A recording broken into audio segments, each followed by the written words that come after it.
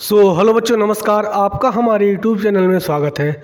आज आपके लिए हिंदी का महत्वपूर्ण 5 नंबर फिक्स करने वाले इस वीडियो में। अगर आप वीडियो लास्ट तक देखते हैं तो आज आपको इस वीडियो में मैथिली शरण गुप्त जी का साहित्यिक परिचय बताने वाले हैं, जो कि 22 फरवरी को जो आपका एग्ज़ाम होने वाला है हिंदी का, उसमें पूछा जा सकता है। तो वीडियो को पूरा देखिएगा एंड एकदम छोटे तरीके से हम बताएंगे, जिससे आप लोग छोटे से छोटा लिख करके अब 5 नंबर पूरा पा सकते हैं।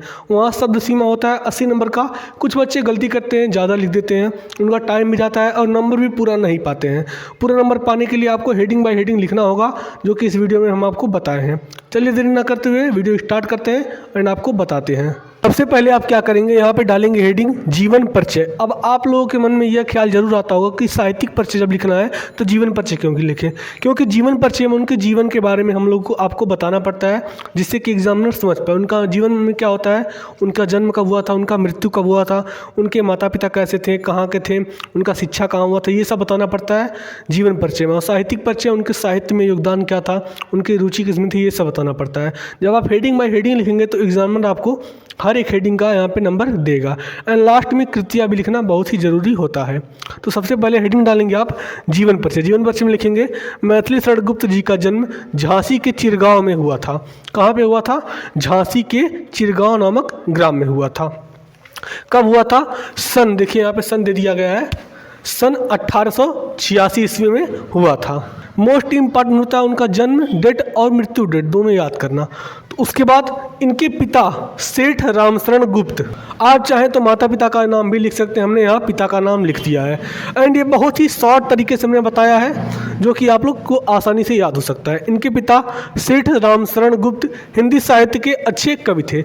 जो मैथिली शरण गुप्त जी के पिता थे वो हिंदी साहित्य के अच्छे, पहले से ही वो कवि थे एक। तो इन्हें अपने पिता से ही कविता की प्रेरणा प्राप्त हुई। मैथिली शरण गुप्त जी को अपने पिता से ही कविता की प्रेरणा प्राप्त हुई, जिससे वो कवि बन पाए, क्योंकि उनके पिता पहले से ही कवि थे इसीलिए। उसके बाद गुप्त जी की शिक्षा दीक्षा घर पर ही संपन्न हुई, यानी कि जो उनकी प्रारंभिक शिक्षा होती है बच्चों की, वो उनके माता पिता घर पर ही करवा दिए थे। इसी कारण से इनके अंदर काव्य के प्रति अभिरुचि जागृत हुई। जब इनके पिता पहले से ही कवि थे, तो जब इनके पिता कवि थे, इनको घर पे पढ़ाते थे, तो इनका शुरू से ही कवि के प्रति मन लगने लगा। और ये शुरू से देखिए यहाँ पे काव्य के प्रति इनकी अभिरुचि बनने लगी। अब लास्ट में क्या आपको लिखना है जीवन परिचय में? उनकी मृत्यु। देखिए सन 1964 ईस्वी में गुप्त जी का देहांत हो गया। बस आपको जीवन परिचय में इतना लिखना है, इससे ज़्यादा कुछ नहीं लिखना है। उनका जन्म कहाँ हुआ था, कौन से गांव में हुआ था, कब हुआ था सन, उनके पिता क्या करते थे, उनकी शिक्षा कैसे हुई और उनका मृत्यु कब हुआ, बस इतना आपको लिखना होता है जन्म में। इस पे एग्जामिनर आपको कम से कम 2 नंबर दे देगा। फिर दो नंबर साहित्य में मिल जाएगा, 1 नंबर मिल जाएगा इस पे, आपको टोटल 5 नंबर ऐसे मिल जाएगा। कुछ बच्चे क्या करते हैं, गलतियाँ कर देते हैं, साहित्यिक परिचय हेडिंग डालेंगे, उसी में सब लिख देंगे।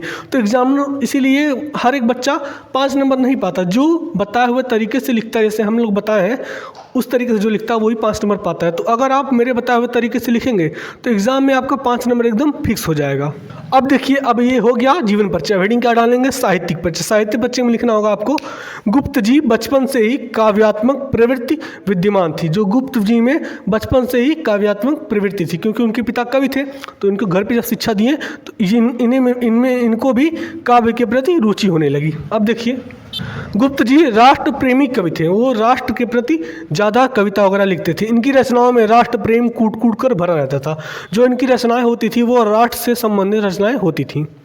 इसी कारण से इनको हिंदी साहित्य के विद्वानों ने राष्ट्र कवि की उपाधि से विभूषित किया।